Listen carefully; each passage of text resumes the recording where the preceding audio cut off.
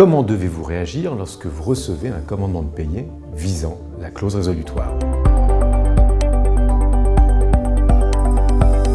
Sachez tout d'abord qu'un commandement de payer n'est pas une assignation. Certes, il est délivré par un huissier de justice et fait état d'une éventuelle infraction au bail. Cependant, contrairement à une assignation, il offre à son destinataire la faculté de rectifier le tir. Il s'agit donc d'un acte de précontentieux, un moyen de pression par lequel un bailleur entend obtenir l'exécution d'une obligation, en général le paiement des sommes prévues dans le bail commercial, notamment le loyer et les charges. Le commandement de payer ne fait pas toujours mention de la clause résolutoire prévue dans le bail commercial.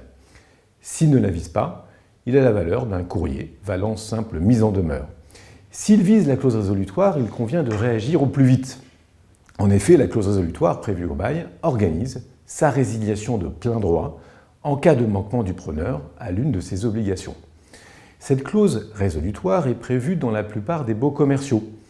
Pour la mettre en œuvre, le bailleur doit délivrer une mise en demeure ou un commandement de payer prévoyant un délai de régularisation qui est d'une durée minimum d'1 mois. Si le locataire persiste dans son manquement à l'expiration de ce délai d'1 mois, le bail est résilié automatiquement. Le bailleur pourrait alors solliciter en justice son expulsion. À réception d'un commandement de payer, il importe donc de vérifier le bien fondé des sommes réclamées. Si celles-ci sont exigibles, il convient de les payer dans le délai imparti.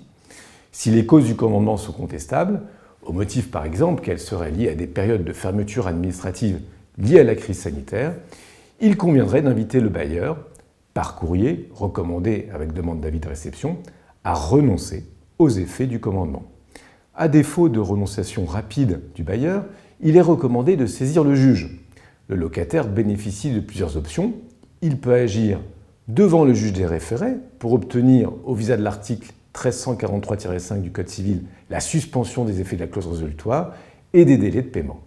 Le locataire peut également agir devant le juge du fond en vue d'obtenir la nullité du commandement de payer si celui-ci est affecté par un vice de forme ou une irrégularité de fond.